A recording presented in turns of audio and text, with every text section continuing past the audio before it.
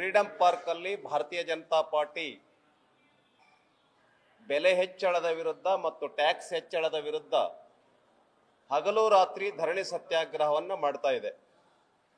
ಈ ಹಿನ್ನೆಲೆಯಲ್ಲಿ ನಾನು ಮಾನ್ಯ ಮುಖ್ಯಮಂತ್ರಿಗಳಲ್ಲಿ ಉಪಮುಖ್ಯಮಂತ್ರಿಗಳಲ್ಲಿ ವಿನಂತಿ ಮಾಡ್ಕೊಳ್ಳೋದೇನು ಅಂತ ಹೇಳಿದ್ರೆ, ಇವತ್ತು ಎಲ್ಲ ಪತ್ರಿಕೆಗಳಲ್ಲಿ ಟಿವಿಗಳಲ್ಲೂ ಬರ್ತಾ ಇದೆ, ಕಸದ ಮೇಲೂ ಕೂಡ ಈ ಸರ್ಕಾರ ಟ್ಯಾಕ್ಸ್ ಅನ್ನ ಹಾಕ್ತಾ ಇದೆ ಅಂತ. ನನಗನ್ಸುತ್ತೆ ಈ ಸರ್ಕಾರದ ತಲೆನಲ್ಲೇ ಕಸ ಇದೆ, ಅದ್ರ ಮೇಲೂ ಟ್ಯಾಕ್ಸ್ ಹಾಕ್ಬಿಡಿ.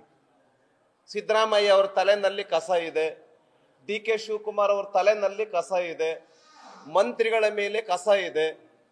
ಒಟ್ಟು ಈ ಸರ್ಕಾರ ಯಾವುದ್ರ ಮೇಲೆ ಟ್ಯಾಕ್ಸ್ ಹಾಕಬೇಕು? ಕಸದಲ್ಲೂ ಟ್ಯಾಕ್ಸ್ ಅನ್ನ, ಕಸದಲ್ಲೂ ಕೂಡ ಏನಾದರೂ ಮಾಡಿ ಈ ಸರ್ಕಾರಕ್ಕೆ ಆದಾಯ ಬರಂಗ್ ಮಾಡ್ಕೋಬೇಕು. ಅದರಲ್ಲೂ ಕೂಡ ಈ ಸರ್ಕಾರ ಟ್ಯಾಕ್ಸ್ ಅನ್ನ ಹಾಕ್ತಕ್ಕಂಥ ಕೆಲಸವನ್ನ ಮಾಡಿ ಜನರಿಗೆ ಹೊರೆಯಾಗಿರ್ತಕ್ಕಂಥ ಸರ್ಕಾರ ಇದಾಗಿದೆ. ಹಾಲಿನ ಮೇಲೆ 9 ರೂಪಾಯಿ, ಒಂದು ವರ್ಷದಲ್ಲಿ 9 ರೂಪಾಯಿ ಟ್ಯಾಕ್ಸ್ ಅನ್ನ ಹಾಕಿದ್ರು. ಮೊಸರಿಗೆ 4 ರೂಪಾಯಿ ಟ್ಯಾಕ್ಸ್. ಈಗ ತುಪ್ಪದ ಬೆಲೆ ಹೆಚ್ಚಿಗೆ ಆಯ್ತು, ಮೊಸರಿನ ಬೆಲೆ ಹೆಚ್ಚಿಗೆ ಆಯ್ತು, ಪೆಟ್ರೋಲ್ ಡೀಸೆಲ್ ಬೆಲೆ ಹೆಚ್ಚಿಗೆ ಆಯ್ತು, ಮೆಟ್ರೋ ದರ ಹೆಚ್ಚಿಗೆ ಆಯ್ತು, ಬಸ್ ದರ ಹೆಚ್ಚಿಗೆ ಆಯ್ತು, ನಾವು ಕೊಂಡ್ಕೊಳ್ತಕ್ಕಂಥ ಕಾರ್ಗಳ ಬೆಲೆ ಹೆಚ್ಚಾಯ್ತು, ಮೋಟಾರ್ ಸೈಕಲ್ಗಳ ಬೆಲೆ ಹೆಚ್ಚಾಯ್ತು, ಸ್ಕೂಟರ್ಗಳ ಬೆಲೆ ಹೆಚ್ಚಾಯ್ತು. ಅದೇ ರೀತಿಯಲ್ಲಿ SR ವ್ಯಾಲ್ಯೂ, ಗೈಡೆನ್ಸ್ ವ್ಯಾಲ್ಯೂ ಇವುಗಳ ಬೆಲೆ ಹೆಚ್ಚಾಯ್ತು. ಆಮೇಲೆ ರಿಜಿಸ್ಟ್ರೇಷನ್ ಶುಲ್ಕ ಹೆಚ್ಚಾಯ್ತು, ಆಮೇಲೆ ಸ್ಟ್ಯಾಂಪ್ ದರ ಹೆಚ್ಚಾಯ್ತು, ಮುದ್ರಾಂಕದ ಶುಲ್ಕ ಹೆಚ್ಚಾಯ್ತು.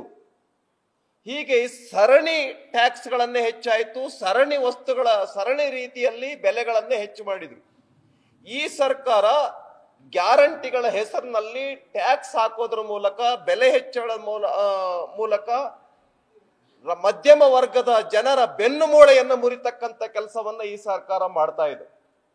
ಆದ್ರಿಂದ ಈ ಸರ್ಕಾರ ಕೂಡಲೇ, ನಾವು ನಾಳೆ ಹಗಲು ರಾತ್ರಿ ಧರಣಿಯನ್ನ ಮಾಡ್ತಾ ಇದ್ದೇವೆ, ಇಡೀ ರಾಜ್ಯಾದ್ಯಂತ ನಾವು ಇನ್ನು ಮುಂದೆ ಹೋರಾಟವನ್ನ ಮಾಡ್ತೇವೆ.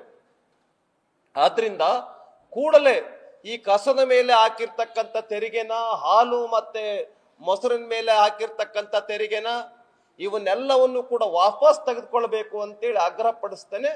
ಇಲ್ಲ ಅಂತ ಹೇಳಿದ್ರೆ ಇಡೀ ರಾಜ್ಯಾದ್ಯಂತ ಈ ಹೋರಾಟವನ್ನ ತೀವ್ರಗೊಳಿಸ್ತೇವೆ ಅನ್ನುವಂತ ಮಾತನ್ನ ಈ ಸಂದರ್ಭದಲ್ಲಿ ಈ ಸರ್ಕಾರಕ್ಕೆ ಹೇಳ್ತೇವೆ. ಈ ಕಸದ ಮೇಲೆ ಹಾಕಿರ್ತಕ್ಕಂಥ ತೆರಿಗೆ ಏನು ಅಂತ ಹೇಳಿದ್ರೆ, ಈ ಸರ್ಕಾರ ಒಂದು ಹೊಸ ಸಂಶೋಧನೆ ಇಲಾಖೆನ ಓಪನ್ ಮಾಡಿದೆ ಅನ್ನಂಗೆ ಕಾಣುತ್ತೆ. ಯಾವ್ದಾದ್ರ ಮೂಲಕ ಈ ಸರ್ಕಾರಕ್ಕೆ ಆದಾಯ ಬರಂಗ್ ಮಾಡ್ಬೋದು.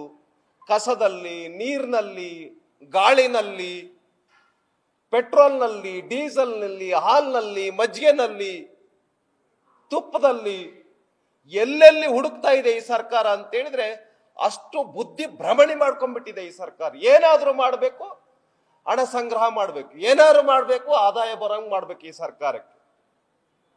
ಆದ್ರಿಂದ ಈ ಸರ್ಕಾರ ತೊಲಗುವವರೆಗೆ ನಾವು ಹೋರಾಟವನ್ನು ಮುಂದುವರಿಸ್ತೇವೆ ಅಂತೇಳಿ ಈ ಸಂದರ್ಭದಲ್ಲಿ ಹೇಳೋದಕ್ಕೆ ಬಯಸ್ತೇನೆ. ನ್ಯೂಸ್ ಫಸ್ಟ್, ನಿರ್ಭೀತಿಯಿಂದ ನಿಮ್ಮ ಪರವಾಗಿ.